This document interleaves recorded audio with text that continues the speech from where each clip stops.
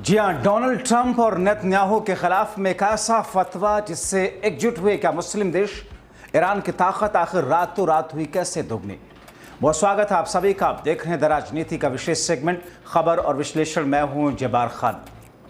दोस्तों, आखिर ऐसा कौन सा फतवा जो कि डोनाल्ड ट्रंप और नेतन्याहू के खिलाफ में ईरान से आया, जिस पर दुनिया के 57 मुस्लिम देश एकजुट होते हुए दिख रहे हैं। आखिर ईरान की ताकत रातों रात दोगुनी होने की बात क्यों कही जा रही है? आखिर इस फतवे में है क्या जिसके बाद ये कहा जा रहा है कि अब ईरान के साथ में जिस तरीके से मुस्लिम देश एकजुट हो रहे हैं उसका फायदा उसे बहुत जल्द मिलने जा रहा है। दोस्तों, विस्तार से आपको बताते हैं। दोस्तों, ईरान और इजराइल की लड़ाई जिस गंभीरता से आपने देखा और जिस गंभीरता से दोनों देशों ने एक दूसरे के ऊपर वार पलटवार करके किया और उसके बाद में शांति की स्थिति जैसे आई, हालांकि जो शांति उत्पन्न हुई, अमेरिका ने फिर से भारत और पाकिस्तान जैसी स्थिति उत्पन्न करते हुए एक क्रेडिट लिया सीज फायर का। मगर ऐसा लगता नहीं कि ईरान और इजराइल के बीच में म्यूचुअली ये सीज फायर हुआ।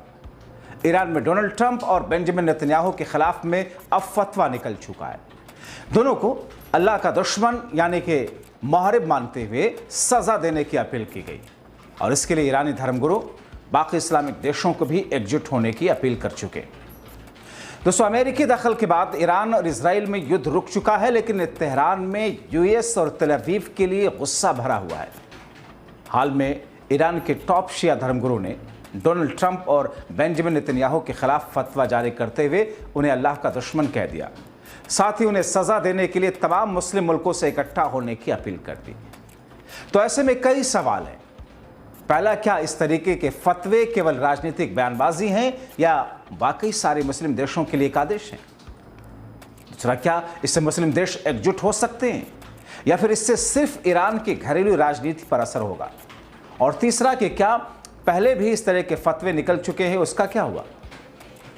दोस्तों, दरअसल ईरान के वरिष्ठ शिया धर्मगुरु grand Ayatollah Nasir Makarem Shirazi ने अमेरिका के राष्ट्रपति डोनाल्ड ट्रंप और इजरायली प्रधानमंत्री बेंजामिन नेतन्याहू के खिलाफ एक धार्मिक फतवा जारी किया।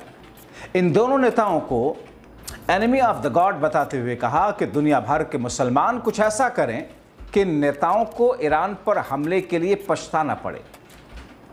दोस्तों, फतवे में कहा गया कि जो कोई भी ईरान के सर्वोच्च नेता को नुकसान पहुंचाने या धमकाने की कोशिश करता है वो मुहर्रिब यानी कि जंग को पसंद करने वाला अपराधी होगा। इस तरह का फतवा पहले भी निकाला जा चुका है। कम से कम ईरान दूसरे देशों के नेताओं के खिलाफ ऐसे फतवों के लिए कुख्यात रहा है।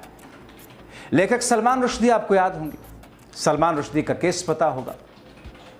ईरान के सुप्रीम लीडर आयतुल्लाह खमैनी ने द सैटानिक वर्सेस को लेकर के सलमान रुश्दी को इस्लाम के अपमान का दोषी ठहराते हुए उनके खिलाफ मौत का फतवा जारी किया था। और उसके बाद सलमान रुश्दी कई सालों तक छिप कर रहा।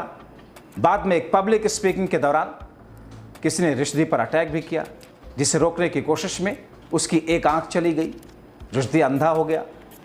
उसके अलावा पहले भी ईरानी मीडिया और कई धार्मिक नेता नेतन्याहू और ट्रंप को दुनिया में फसाद फैलाने वाले कह चुके हैं। ये ट्रंप भी मुहर्रिब की तरह है। अब आपको जल्दी से बता दूं कि आखिर फतवा होता है क्या। दोस्तों, फतवा दरअसल एक धार्मिक मत या मशवरा है जो धार्मिक गुरु जारी करते हैं। इसमें किसी खास परिस्थिति, मुश्किल या विषय पर इस्लामी कानून के मुताबिक राय या गाइडेंस होता है। यह कोई कानून नहीं होता बल्कि धार्मिक मत है, इसलिए ज़रूरी नहीं कि लोग उसे माने।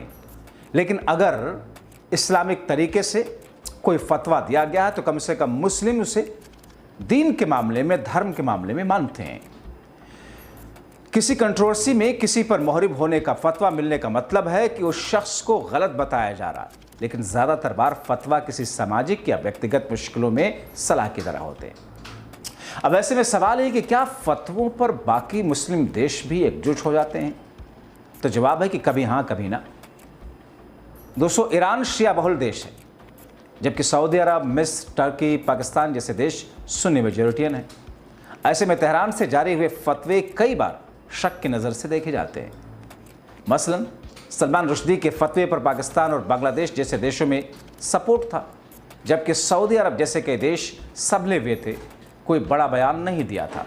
बल्कि बिना मुकदमा चलाए किसी की हत्या को इस्लामी कानून मानने से इनकार कर दिया गया। बहुत से देशों ने किताब पर, सलमान रुश्दी की किताब पर बैन ज़रूर लगा दिया था, वो भी स्थानीय लोगों की भावनाओं को आहत होने से बचाने के लिए। टर्की और ईरान के बीच भी विवाद हो चुका है। टर्की ने मिडिल ईस्ट में मलेशिया को लेकर तेहरान को घेरा, जिससे गुस्साए तेहरान ने भी अपने डिप्लोमेट्स को टर्की से वापस बुला लिया था। दोस्तों, ऐसा नहीं कि ईरान या किसी मुस्लिम बहुल देश ने किसी के खिलाफ फतवा निकाला और सारे देश एक छतरी के नीचे आ गए। अक्सर राजनीतिक या आर्थिक मुद्दों की वजह से प्राथमिकताएं ऊपर नीचे हो जाती हैं। शिया बनाम सुन्नी फैक्टर काम करता है। क्षेत्रीय कूटनीति भी इस पर काफ़ी असर डालती है कि फलां देश दूसरे सहमति दिखाएं या न दिखाएं। बहुतेरे मुस्लिम देश ने ईरान की राजनीतिक फतवों से दूरी बनाए रखी क्योंकि वो इंटरनेशनल कानून से मेल नहीं खाते। साथ ही मिडिल ईस्ट के कई देश अमेरिका से मेल जोल बढ़ा रहे हैं। ऐसे में ईरान को सपोर्ट करना उनके लॉन्ग टर्म गोल्स को धक्का लगा सकता है। हाँ, ये ज़रूर है कि ईरान के इस तरह के बयानों का असर उसने सपोर्ट से चल रहे मिलिटेंट गुटों पर पड़ता है। हमास, हिजबुल्लाह जैसे संगठन इसे धार्मिक आदेश मानकर भी काम कर सकते हैं। जैसे अगर किसी के खिलाफ जंग का फतवा निकले तो उसे नुकसान पहुंचा सकते हैं। कई बार ऐसा भी होता है कि ये फतवे सांकेतिक ही होते हैं, जबकि कई बार असर खतरा भी होता है। रुश्दी का ही केस अगर लें तो उन पर जानलेवा हमला हुआ था या फिर मौत का फतवा उन लोगों पर दरअसल रिस्क है जो ऐसे इलाके में है जहां ईरान से संवेदना वाले लोग बसते हैं। वहां देशों के लीडरों को नुकसान पहुंचाना काफ़ी मुश्किल है, लेकिन यह भी तय है कि ऐसी जगहों पर जाते हुए ख़ास सुविधाएं रखी जाती हैं जहां ईरान नेटवर्क एक्टिव है, जैसे लेबनान, सीरिया और यमन। एक सवाल और जो कि कई लोगों ने मुझसे पूछे कि क्या नुकसान पहुंचाने का फतवा इंटरनेशनल कानून के खिलाफ नहीं है? तो इसका जवाब है कि बिल्कुल है। कोई देश जब दूसरे देश के नेता का धार्मिक आधार पर वॉरलॉर्ड कहे तो कूटनीतिक तौर पर, कूटनीतिक तरीकों से अलग है, लेकिन क्योंकि यह फतवा सरकारी आदेश नहीं होता बल्कि धार्मिक संस्था की तरफ से आता है, लिहाजा उन्हें इंटरनेशनल कोर्ट तक नहीं ले जाया जा सकता। इसीलिए उन फतवों के खिलाफ में कोई उस अंदाज में, उस तरीके का कोई इंटरनेशनल कोर्ट की तरफ से न कोई फैसला आता है, न कोई वहां तक मामला पहुंचता है, क्योंकि ये प्योर धार्मिक होते हैं। मगर चूंकि ईरान और इजराइल के बीच में जंग के बाद में अमेरिका के हस्तक्षेप करके ईरान पर अटैक करना और फिर इस युद्ध को रुकवाना और इन सारी परिस्थितियों में दुनिया को दो हिस्सों में बटे हुए महसूस करने के बीच अब आगे आने वाले दिनों को लेकर जिस तरीके से एटमी पावर को बढ़ाने की कोशिश में ईरान लगा है, अब उसमें जाहिर तौर पर एक ऐसा हरबा इस्तेमाल किया ईरान ने फतवे की शक्ल में, जिससे जितने भी उसको समर्थन मिल जाए वो उसके लिए अडॉन होगा। और ऐसी स्थिति में एक ऐसा माहौल तैयार करने की कोशिश ईरान अमेरिका के खिलाफ करने में लगा है, जिससे ईरान को सपोर्ट हो और ईरान के साथ में दूसरे कुछ देश भी अमेरिका और इजराइल के खिलाफ खोल करके खड़े होने का साहस दिखाए। दरअसल ईरान ये चाहता है, हालांकि ईरान को इसमें कुछ हद तक कामयाबी भी मिलती हुई दिखाई दे रही है। कई सारे जो राजनीतिक, अंतर्राष्ट्रीय मामलों के, कूटनीतिक मामलों के, विदेश नीति के जानकार हैं, उनकी नज़र में ईरान की तरफ से उठाया गया यह कदम या फिर ईरान के धार्मिक संस्थाओं की तरफ से दिया गया यह फतवा, जाहिर तौर पर इससे नुकसान तो किसी किस्म का नहीं, सवाए इससे कुछ न कुछ फ़ायदा होगा। तो ऐसी स्थिति में क्या मुस्लिम देश इकट्ठा होंगे? फिलहाल ऐसा लगता नहीं है, लेकिन जितने भी देश इकट्ठा हुए या फिर लोगों के जहन में इस तरीके की बातें आई, जैसा कि सलमान रुश्दी के केस में, तो फिर उसे एक प्लस पॉइंट के तौर पर ईरान के लिए माना जा रहा।